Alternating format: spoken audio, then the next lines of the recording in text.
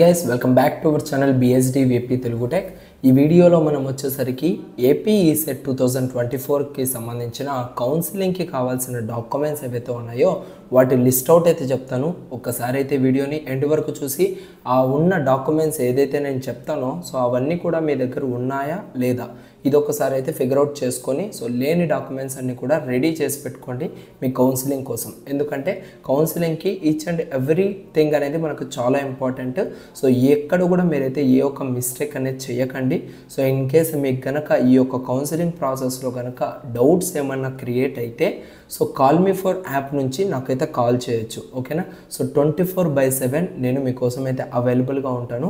కింద డిస్క్రిప్షన్లో call me for ఎలా యూజ్ చేయాలో లైక్ మీరు నన్ను ఎలా కాంటాక్ట్ అవ్వాలనో క్లియర్గా నేనైతే ఇన్స్ట్రక్షన్స్ అయితే ఇచ్చాను. ఒకసారి అయితే చూడండి, కాంటాక్ట్ మీ అని ఉంటుంది.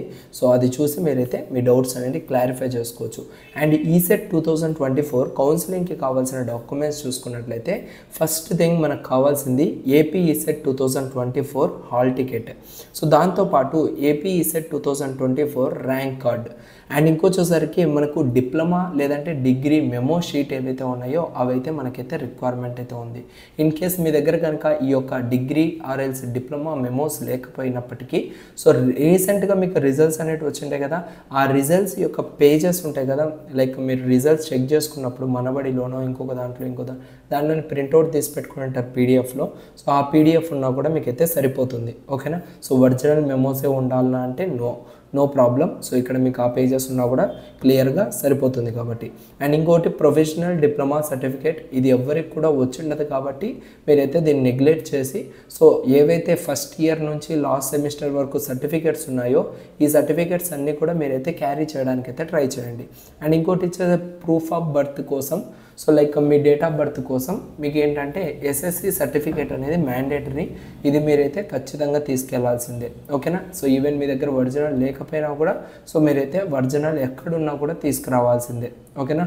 సో దాంతోపాటు స్టడీ సర్టిఫికేట్స్ ఇది 7th క్లాస్ నుంచి డిప్లొమా వరకు మీ దగ్గర ఉండాల్సిందే, ఓకేనా. సో 7th క్లాస్ నుంచి లేవు బ్రదర్ మా దగ్గర, 9th క్లాస్ 10th క్లాస్ మాత్రమే ఉన్నాయంటే నో ప్రాబ్లం.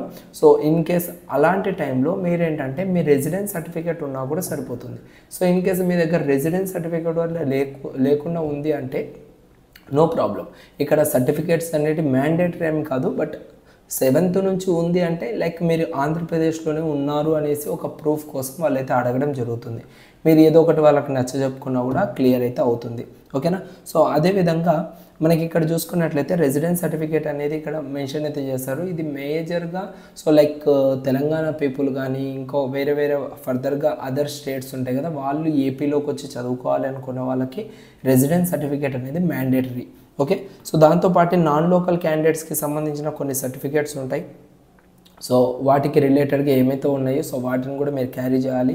అండ్ ఇక్కడ మనకేంటంటే ఇంటిగ్రేటెడ్ కమ్యూనిటీ సర్టిఫికేట్ అనేసి ఒకటి ఉంటుంది. సో ఇదేంటంటే ఇంటిగ్రేటెడ్ కమ్యూనిటీకి సర్టిఫికేట్ అంటే క్యాస్ట్ సర్టిఫికేట్ అనమాట.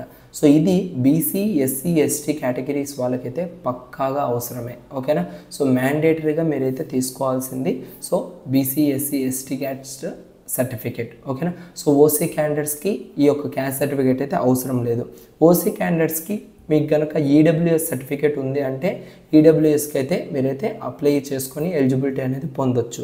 అండ్ దాంతోపాటు ఇన్కమ్ సర్టిఫికేట్, ఈ యొక్క టోటల్ ఈసెట్ కౌన్సిలింగ్లో మనకి ఇన్కమ్ సర్టిఫికేట్ క్యాస్ట్ సర్టిఫికేట్ అనేది మేజర్ రోల్స్ అనమాట. ఈ రెండింటిని బేస్ చేసుకొని మనకి ఏంటంటే సో ఈ యొక్క ఈసెట్ కౌన్సిలింగ్ అనేది పూర్తి చేసుకొని ఫీజు రియంబర్స్మెంట్ అనేది రావడం జరుగుతుంది. సో ఇన్కమ్ సర్టిఫికేట్ కూడా మీ దగ్గర కనుక లేకపోతే so as soon as possible త్వరగా అప్లై చేసిన వెంటనే మీకు ఒక అప్లికేషన్ నెంబర్ అనేది వస్తుంది. ఆ అప్లికేషన్ నెంబర్ ఉన్నా కూడా సరిపోతుంది. సో వాళ్ళైతే ప్రాసెస్ అనేది స్టార్ట్ అయితే చేస్తారనమాట, ఓకేనా. And local status certificate and ఇంకోటి మర్చిపోయాను, ఇక్కడ ఇన్కమ్ సర్టిఫికేట్ అంటేనే చాలామంది కూడా ఒక 10 years back 5 years back 6 years back తీసుకొస్తారు, బట్ అదైతే కుదరదు అనమాట. లాస్ట్ 4 years బ్యాక్ మాత్రమే కనబడుతుంది ఇక్కడ, ఓకేనా. సో అంటే మీరు లైక్ ఏదైనా కూడా ఇన్కమ్ సర్టిఫికేట్ అనేది 4 years మాత్రం వ్యాలిడిటీ అనేది ఉండడం జరుగుతుంది. అంటే 1st January 2021 తర్వాత నుంచి ఎవరైతే అప్లై చేసి ఉంటారో అవి మాత్రమే ఇక్కడైతే ఎలిజిబిలిటీ కిందకైతే రావడం జరుగుతుంది. అండ్ లోకల్ స్టాటస్ సర్టిఫికేట్ కూడా మనకైతే అప్లికబుల్ ఉన్న వాళ్ళైతే దీనికైతే తీసుకోవచ్చు అనమాట. And EWS certificate valid for the year 2024 to 2025. ఎందుకంటే ఈడబ్ల్యూఎస్ సర్టిఫికేట్ అనేది ఓన్లీ వ్యాలిడిటీ 1 year మాత్రమే ఉంటుంది కాబట్టి మీరు ఫ్రెష్గా తీసుకున్నట్లయితే మాత్రమే మీరు ఇక్కడైతే ఎలిజిబిలిటీ అనేది వస్తుంది. ఓకేనా. అండ్ ఇక్కడ మనకి physically handicapped, CAP, NCC, sports and games ఇవన్నీ కూడా మీకైతే ఫర్దర్గా ఈ యొక్క సర్టిఫికేట్స్ అనేవి కూడా మీరు తీసుకెళ్లాల్సి ఉంటుంది. ఓకేనా. So sports and games, physically handicapped and NCC వీళ్ళందరూ కూడా విజయవాడ గవర్నమెంట్ పాలిటెక్నిక్కి వెళ్ళి మీరైతే సర్టిఫికేట్ వెరిఫికేషన్ అయితే కంప్లీట్ చేసుకోవాలి. ఓకేనా.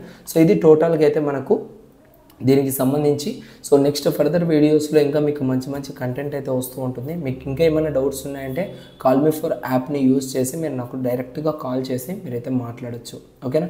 So see you guys, next వీడియోలో మళ్ళీ కలుద్దాం. అంతవరకు చూస్తూనే ఉండండి BSD VP Telugu tech. Thank you guys, thank you to all, thanks for watching this video. This is BSD signing of.